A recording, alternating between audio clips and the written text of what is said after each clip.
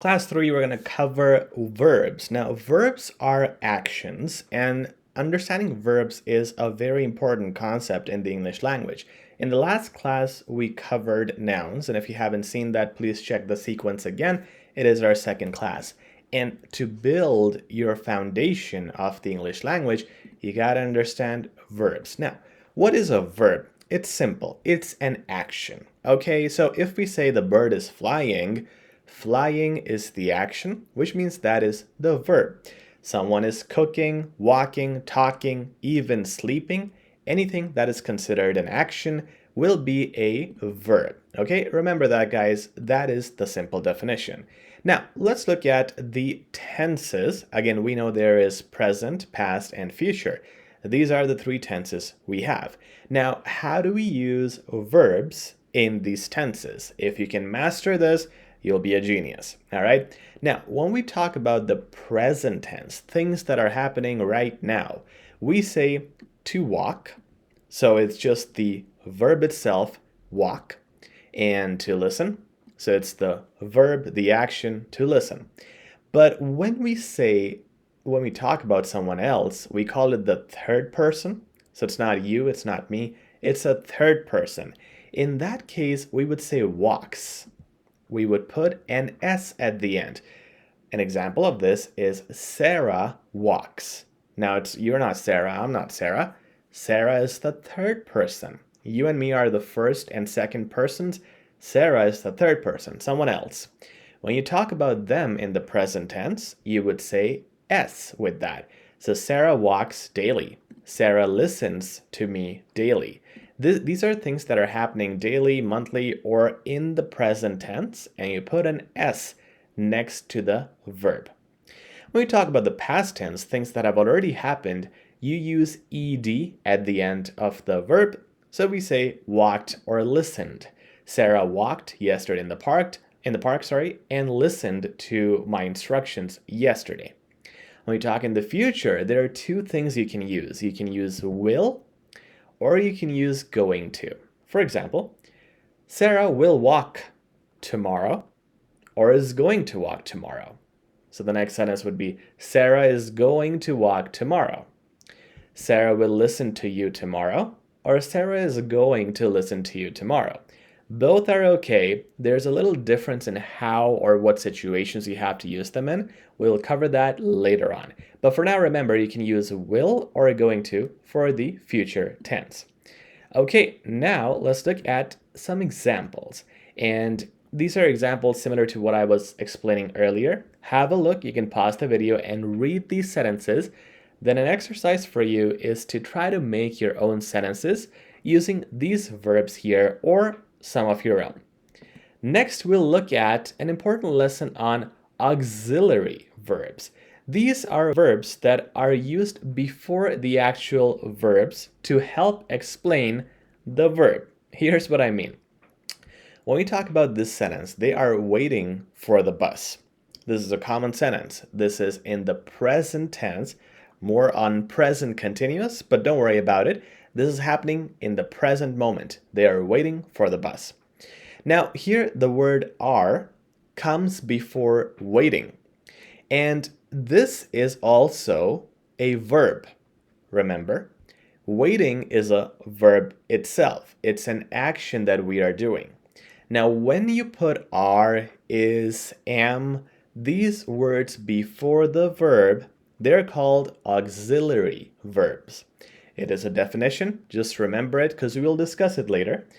But these are also considered verbs.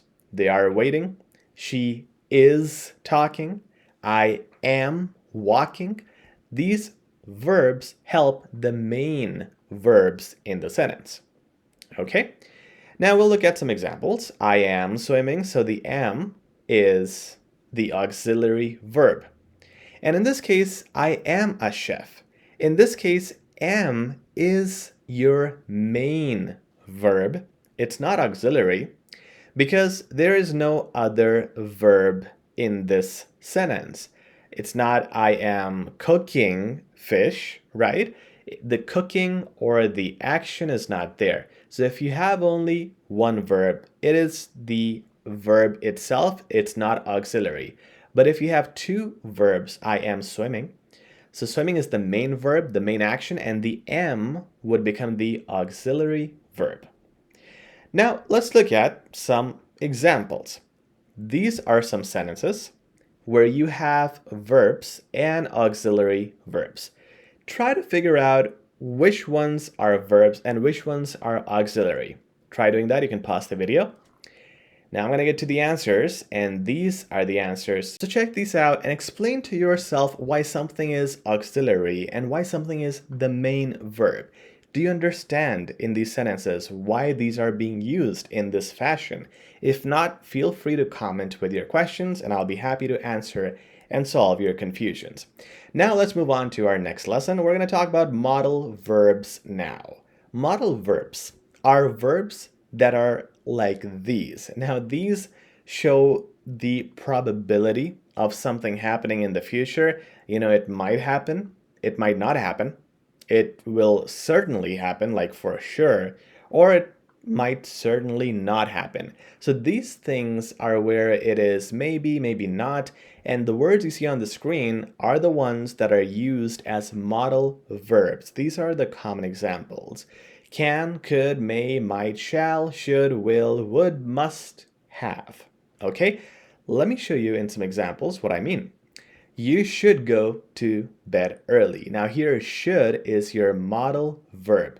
This is not 100%, like I'm not sure you will go to bed early, but you should. It is a suggestion.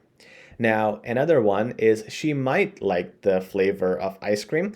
In this case, I'm not sure if she will. It's not 100%. She might like it, maybe she won't, and that's why I use the word might. When you are unsure, you use might, and it is also in the future tense. So that is a modal verb as well. We could eat dinner at 5. It's like we could, you know. It's not sure. We don't have to. We could eat it at 5, we could eat it at 6. It's an option. So when you are not sure, you use the word could. And this one, she can ride a bicycle, is a definite thing. It is for sure. Yeah, she can ride a bicycle. There's no doubt about it.